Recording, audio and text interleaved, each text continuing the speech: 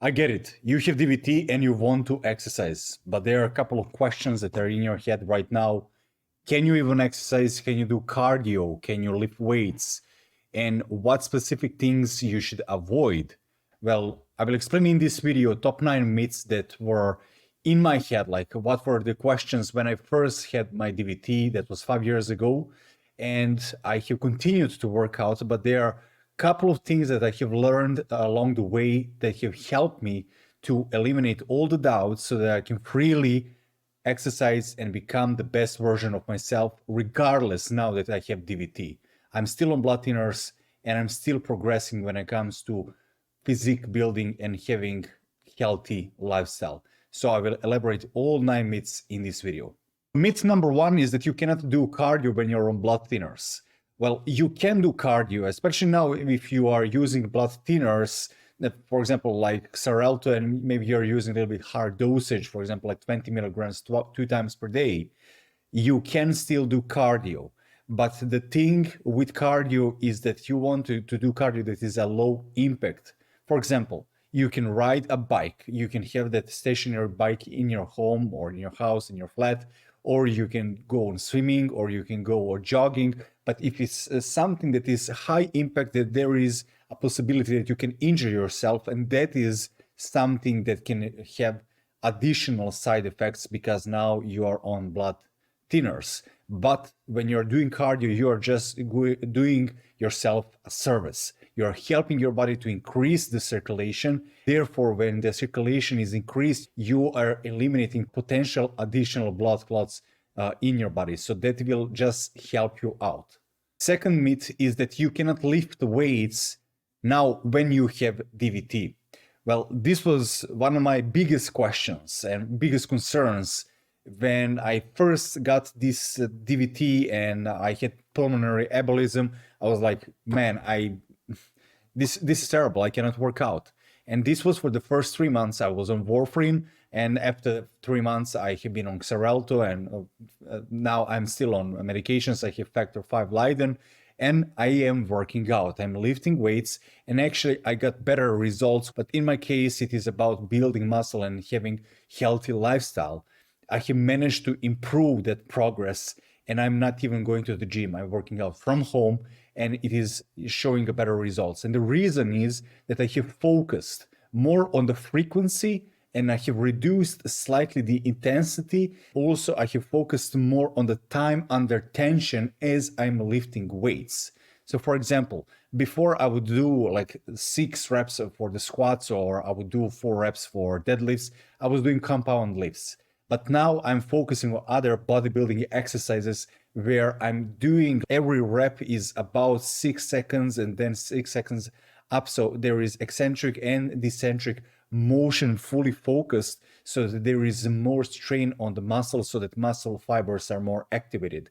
You can lift weights when you have DVT. Maybe for the first couple of months, your doctor will tell you to stay away from lifting weights if you still have a couple of blood clots in your system. But after that, when you're on medication, when the blood clots are sorted out, you can lift weights and they will only just help you out. Myth number 3 is that exercise causes blood clots or worsens DVT. This is partially true, actually. When you increase the intensity to a high level, and when you have such a high intra-abdominal pressure, for example, if you are lifting weights that is not good for your body, but when you have intensity that is not that you are straining too much yourself, but you have constant frequency, like you are working out every day for 45 minutes up to 1 hour, that is beneficial. If you're working out for 2 hours or 3 hours or even 4 hours, that, yeah, some people are working out for 4 hours. They are doing 2 hours in the morning, 2 hours in the evening, especially if you're in MMA. But focus is here that you can exercise and it is beneficial if you have DVT. But if you are overworking your body now when it's damaged, so your blood vessels are damaged, your arteries are slightly damaged, maybe you have fibrosis in your arteries, you don't want to go overboard to exercise 3 or 4 hours per day. 1 hour, 45 minutes is good. Of course, consult with your doctor, ask your vascular surgeon, ask your hematologist, and follow directions, listen to your body. but I'm telling you from personal experience, this has helped me immensely. And these questions have been in my mind and I have eliminated them. And this is helping me out a lot.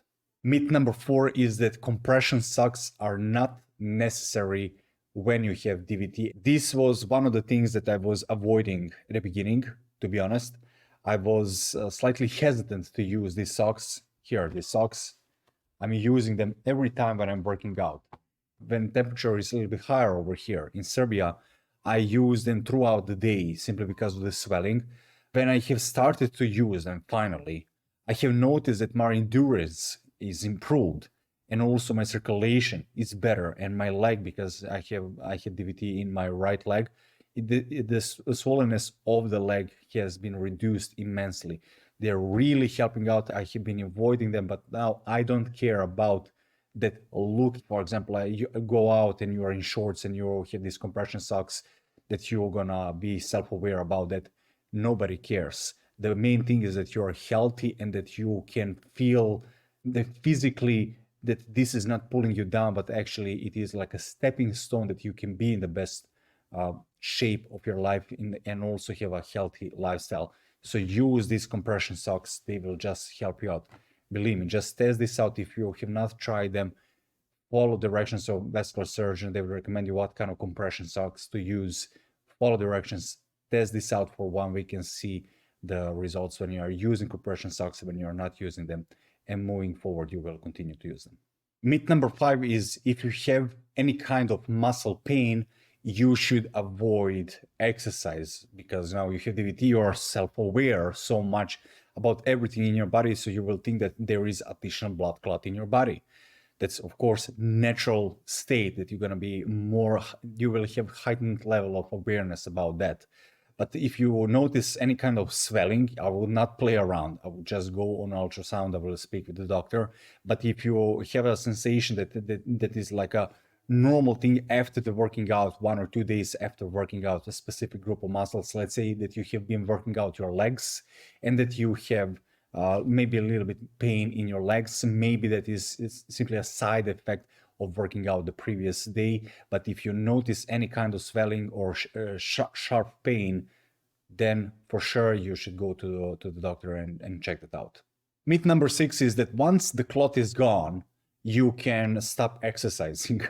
I mean, when you don't have any clots, that is now a warning sign that you should pay attention to your body and take care of your body to be in the best physical shape and have a healthy lifestyle. So you should continue to work out.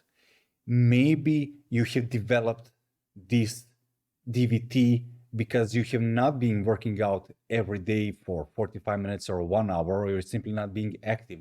Maybe you have the lifestyle that basically you are sitting in front of the computer for a little bit over than 4 or 5 hours every single day. And maybe you have some genetic mutation or something is going on, like a combination of the lifestyle and genetics.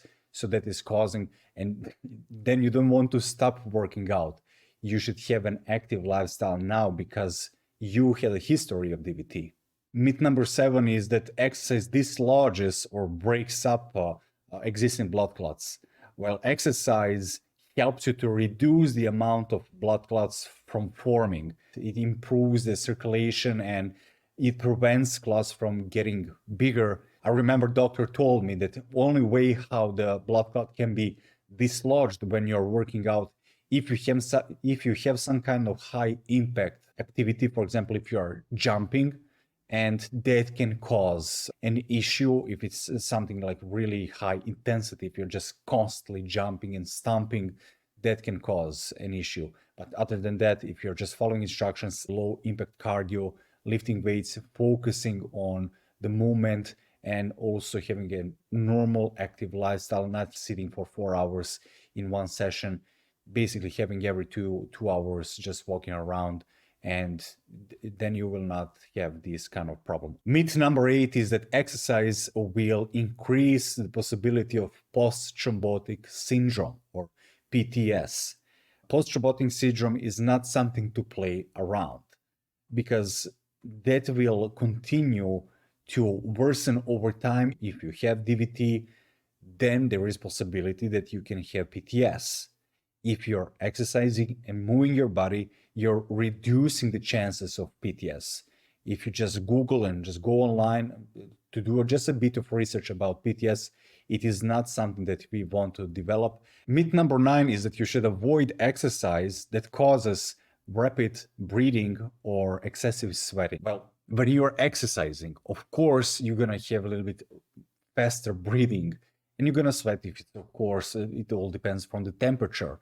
That's normal. But if you're overdoing, pushing your body too much, that is similar to the previous myths where we are doing or pushing our body too much, like we are working out for such a long time, that can have other negative effects.